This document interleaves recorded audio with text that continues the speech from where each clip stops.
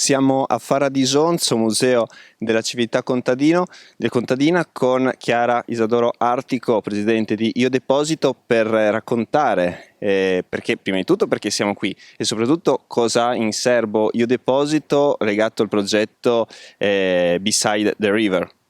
Grazie, buongiorno a tutti. Siamo qui a Farra di Isonzo, in questo posto molto particolare perché raccoglie le energie della comunità per un evento relativo al nostro festival Beside the River, che è la presentazione di un'opera di land art dell'artista Ingrid Ogensten. È un'artista svedese che però ha lavorato un po' dappertutto in Nord Europa. Per la prima volta giunge sul nostro territorio e ci porta a un metodo di lavoro artistico che incorpora i materiali locali e la memoria delle persone del luogo all'interno di un'installazione che è fatta di materiali organici principalmente e che quindi evolverà nell'arco del tempo e dell'estate. L'installazione che vedete alle nostre spalle si chiama Arco, proprio perché ha questa forma così atavica e proietta queste ombre che ci riportano a contatto con una dimensione sotterranea e in effetti venendo diciamo anche al tema del nostro festival, il tema della storia dell'Isonzo e dei comuni e dei territori che sono bagnati dall'Isonzo è un tema veramente fondamentale. La stratificazione storica, soprattutto delle guerre in questo territorio, ha portato una scrittura, potremmo dire, di questo confine liquido-fluido del fiume e ha portato anche alla generazione di assetti particolari, multiculturali, che quindi il nostro festival coglie e restituisce attraverso residenze d'artista, chiamando sul territorio 10 artisti internazionali di provenienze diversissime, che fanno proprio questo lavoro di scavo nella memoria locale, coinvolgimento dei cittadini nella creazione di opere d'arte di vario tipo. Qui abbiamo un esempio di un'opera di land art, ma abbiamo anche performance, abbiamo anche opere che potremmo dire stanno a muro, ecco, diciamo così, quindi opere di pittura, abbiamo anche delle opere di arte relazionale.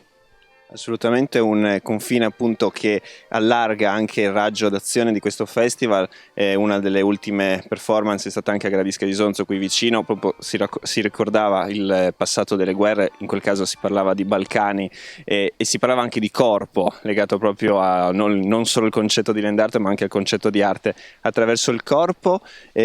Cosa poi ci dobbiamo aspettare nel corso del programma? Ecco, dici bene, il corpo ha un ruolo fondamentale nelle performance che stanno per arrivare nelle prossime settimane. L'avevano anche nella performance precedente, ma ci aspettiamo il sabato 9 luglio mattina una performance partecipativa organizzata da parte dell'artista Nathalie Vagnoule, belga.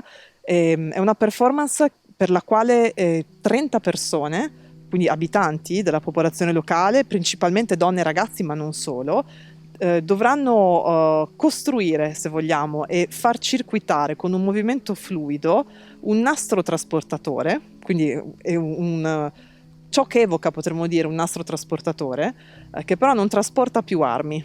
Ecco, non è più relativo alla produzione di armi e a tutta quell'industria bellica che qui si è sviluppata lungo il fiume e sul quale l'artista ha fatto molte ricerche, ma trasporta la collaborazione, potremmo dire, e quell'insieme di emozioni positive che le persone si passano tra loro all'interno della società in forma di aiuto nei momenti di trauma, quindi dopo una guerra ma anche dopo una pandemia.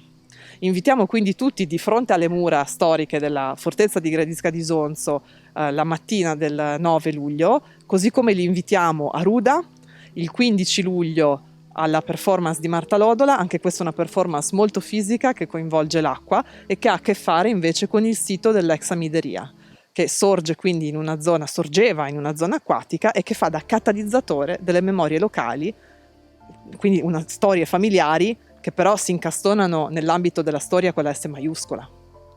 Assolutamente, quindi una storia liquida e come dire, solida al tempo stesso attraverso il ricordo, attraverso l'arte. Io ringrazio la presidente di Io Deposito Artico per averci introdotto a questo festival. Sicuramente avremo modo di raccontare ulteriormente nei prossimi giorni molti eventi che saranno in programma. Grazie a voi.